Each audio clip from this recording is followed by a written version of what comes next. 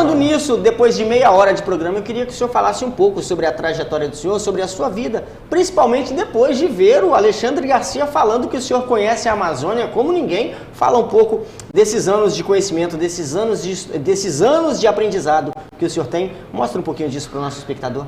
Umas dificuldades que o Brasil tem de entender é que a Amazônia não é propriedade do Brasil.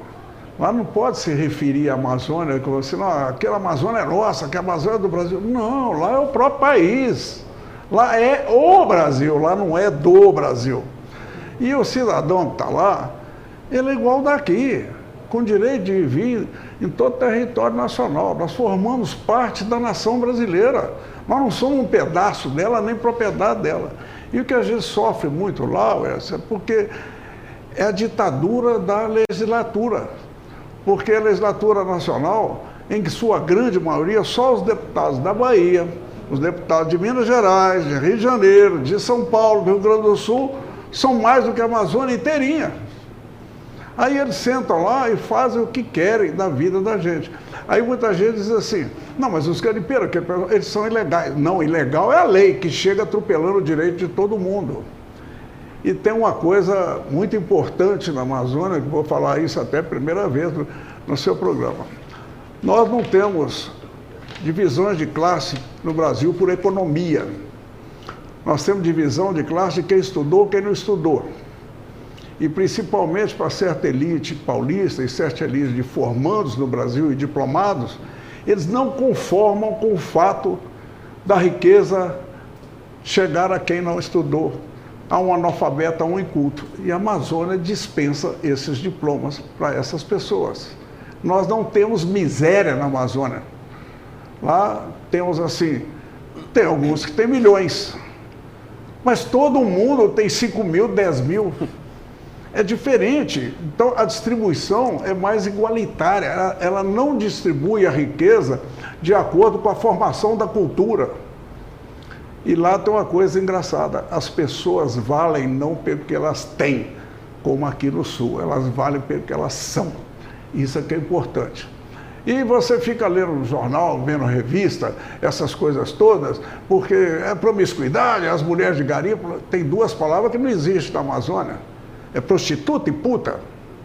Não se fala isso, não se constrange uma mulher com essas palavras, até porque eles também se casam com elas. E elas são pertencentes ao meio social da Amazônia, como todos nós. Então não existe essa promiscuidade. Aí você fica vendo, falar negócio de índio, mineração invadiu a área indígena. Não, as áreas indígenas foram criadas depois que já existiam os garimpos. Aí você chega nos índios mundurucus, que está agora lá, vocês viram a ação aí, a Globo mostrou, foi lá, a televisão e tal, garimpeiros invadiram a Munduruku. Tem 70 anos que aqueles índios trabalham com os garimpeiros. Os Cintalagas têm 30. Os outros têm 40, os Yanomamis, tão falados, conhecidos no mundo, tem 41 anos que trabalham junto com os garimpeiros. E uma coisa incrível para a sociedade brasileira, não tem filho de garimpeiro com índio. Então mostra que não tem promiscuidade. Porque, na verdade, eles coabitam a mesma região, mas eles não se misturam dessa maneira. Sabe o que é interessante? Na Amazônia, é prostituição. Mas, Vila Mimosa, Rua Augusta, é glamour. Não, houve um jornalista chamado Gilberto de Mistem, que há uns anos atrás ele escreveu um livro sobre a prostituição infantil. E eu, na época, até, graças a Deus, fui compreendido por uma boa parte da sociedade. Eu falei, você está largando um bocado de gente nas praias de Copacabana, na Rua Augusta, e vindo incomodar na Amazônia. Na Amazônia, eles falam da prostituição infantil, em Belém e em muitos outros lugares. Só que lá, a sociedade indígena ficou com coisa mais forte do costume do que a outra, porque lá no princípio era a maioria. Na sociedade indígena, a mulher atinge a idade do amor e do sexo na primeira menstruação, que normalmente ocorre com 12, 13 anos. Por isso que, inclusive, as índias, com 12, 13 anos, os pais já escolhem com que elas vão casar. O que induz um costume diferente. E por causa desse livro, dessa discussão, teve um senhor uma vez que lá dentro do garimpo do Porto Rico, Saiu, esse jornalista escreveu, ele vendeu a filha dele e não sei o quê. Aí eu fui lá. Eu conhecia muito o senhor Jonas, fui lá, mas senhor Jonas, o que é isso? Ele publicou que o senhor vendeu sua filha, como é que fez isso? O que aconteceu? Ele foi lá dentro, pôs um livro preto, trouxe para mim e falou assim, olha a Bíblia aqui, Zé Altino, isso é o dote da minha filha. Por que ele ia casar e levar minha filha sem o pagamento do dote, como diz a Bíblia? O que você responde? O que você responde para uma pessoa que fala uma coisa dessa? Eu falei, não, eu vou falar com ele, não, a Bíblia está errada? Não vou. Aí o outro fala que as filhas de Jó vieram deitar com o pai. Eu vou falar com ele que está errado? Você sabe por que eu estou me citando o caso do Jó? Porque tem muito ribeirinho na Amazônia, completamente isolado, cheio de filhos, que quando a esposa dele morre num parto, ele assume a filha mais velha para tomar conta dos outros. E não tem saída para isso. Ela se torna automaticamente mãe do conceito familiar. Então, nós podemos não aceitar, como eu nunca aceitei esse tipo de coisa, nunca aceitei. Mas eu tenho que respeitar e conviver com isso, porque se torna uma necessidade do lugar. Estas coisas, para quem está aqui no Sul, para quem está aqui no conforto, e para quem ganha dinheiro falando dessas coisas, porque quando nós estamos falando da Amazônia, Wellington, nós estamos falando do último lugar no mundo que uma opinião de um cientista ou de um imbecil qualquer muda a vida de todo mundo. Porque ele vai na imprensa, qualquer coisa, passa isso para o povo acha que aquilo é verdade, aí um deputado vai e faz uma lei, um juiz faz, baixa uma sentença e pronto, muda a vida de todo mundo lá. E o sujeito deu uma opinião que não é bem correspondente à verdade. Na Amazônia hoje tem mais de 2.500 ONGs correndo a sacolinha. Até esse menino, Leonardo DiCaprio, está abastecendo isso. E tem ONGs que se reuniram para abastecer uma rede grande de televisão no Brasil para ficar lá postando. Vocês podem ver que toda a imagem dela está lá escrito, imagem fornecida pela ONG tal, imagem fornecida pela ONG tal. E o grande jornal brasileiro, que diz ser o maior de São Paulo, faz uma matéria de todo tamanho, faz o que quer, e lá no rodapé está. Essa matéria foi bancada pela ONG da Noruega, não sei o que, não sei o que, não sei o que. Aí você fica pensando assim, do momento que os nossos governos passados receberam dinheiro para criar parque na Amazônia, o que eles deram em troca, Wellington? O que foi dado em troca para eles dar o dinheiro para fazer o parque? E engraçado que os parques só são feitos onde tem gente. E sem falar o que quer preservar, o que é, qual o pau que você quer preservar aqui, ou qual é o animal que você quer preservar. Não interessa, só faz o parque onde tem gente. Onde está completamente desabitado, não tem ninguém, que é uma imensidão na Amazônia ainda, 56% do território nacional, não tem parque. O parque é só onde o povo está trabalhando. E ninguém desconfia disso, tem um troço errado. Quer dizer, ninguém imagina que isso não pode acontecer.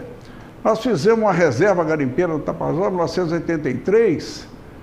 Quando chega em 2006, chega o Banco da Alemanha, financia a criação de um parque na Alemanha.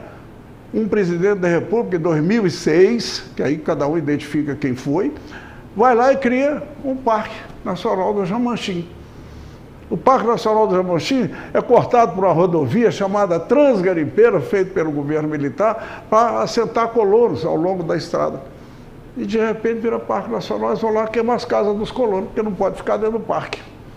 Vai lá, tira os garimpeiros, que não pode estar trabalhando dentro do parque. Ora, mas era reserva garimpeira. Aí isso é levado para a imprensa de uma maneira que todo mundo fala assim, estão destruindo a Amazônia.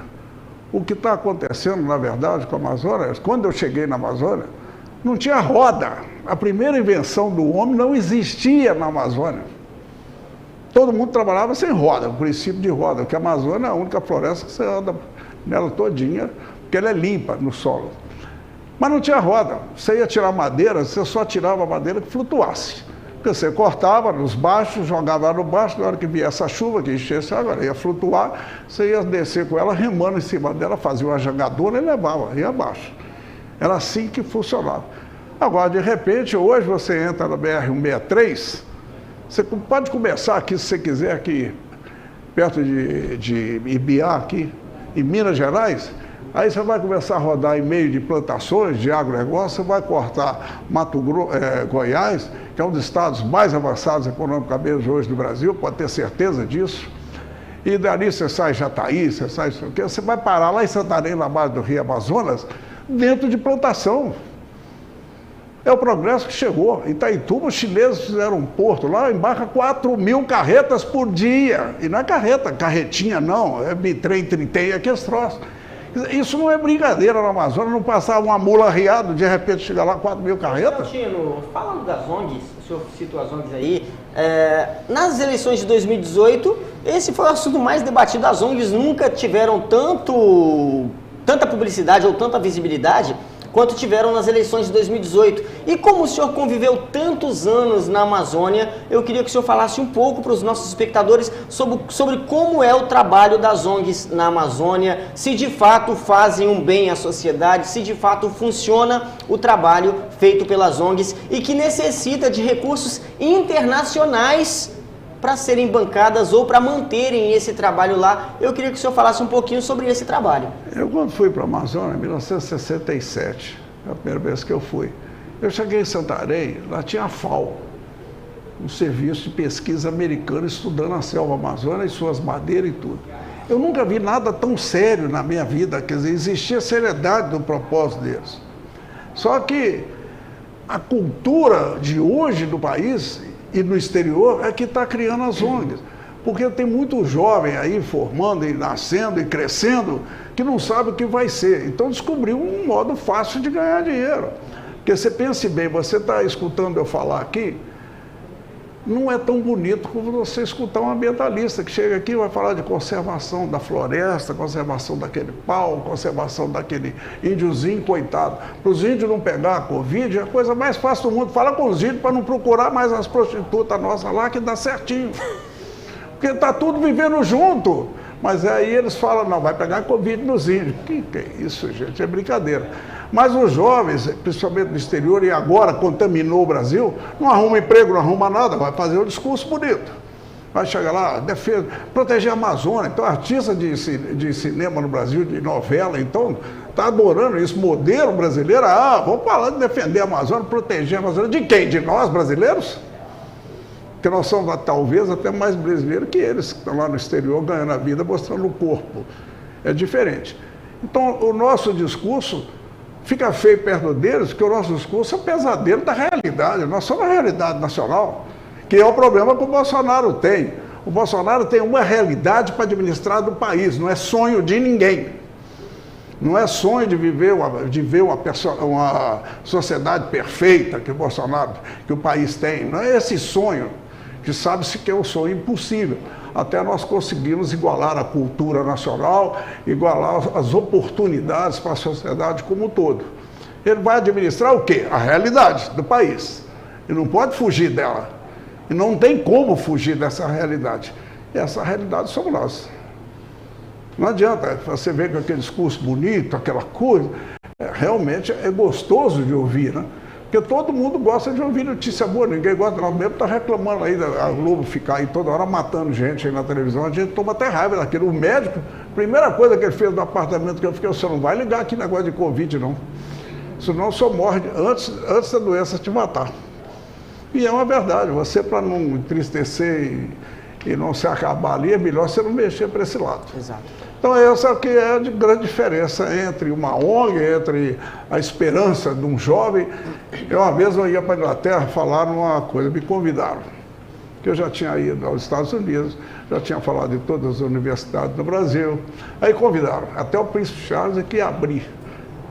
Eu cheguei no Itamaraty e faltava 3 dias, porque sempre as embaixadas dão cobertura para a gente. O embaixador virou para mim, se você não ia não.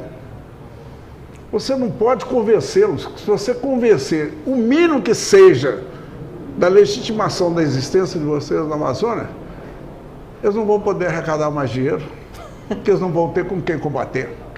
Então você não vai convencer ninguém, você vai ser achacado, você vai ser brigado. Eu fui fazer uma palestra em Salamanca, no lugar de Cristóvão falou, foi a coisa que mais me honrou, eu em pé ali no lugar de Cristóvão Colombo. Aí levantou um menino lá, da Itália, de uma ONG, Não, tinha 1.500 pessoas, eu sei por causa do número de assento.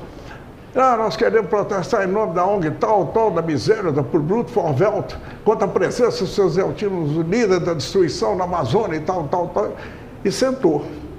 Quando eu levantei, falei, agora danou-se, que eu tinha preparado toda uma palestra, falei, agora eu vou ter que responder o feliz rapaz ali. O reitor da universidade me segurou, falou, Zé Altino, pera um minutinho. Virou para o rapaz e falou assim, olha, não importa a ideia que o convidado tenha aqui, importa a dignidade pessoal que ele tenha para poder vir falar aqui. E isso nós atestamos a dignidade pessoal do seu Zé Altino. Agora, ele está ocupando aqui o mesmo lugar de Cristóvão Colombo. Ninguém se lembra quem estava aqui achincalhando Cristóvão Colombo, mas todo mundo lembra do Cristóvão Colombo. Mas quem quiser pode se retirar. Quando ele acabar de falar, volta.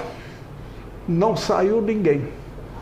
E ao fim da minha palestra eu pude virar para eles e dizer, fico feliz que você não tenha se retirado de ter ouvido o que eu quis dizer. E vou guardar meus sapatos que eu pisei onde pisou Cristóvão Colombo. Eu nem sabia, né? E tenho os sapatos guardados até hoje. Então essas coisas aqui ajudam a gente, dão um ânimo da gente continuar.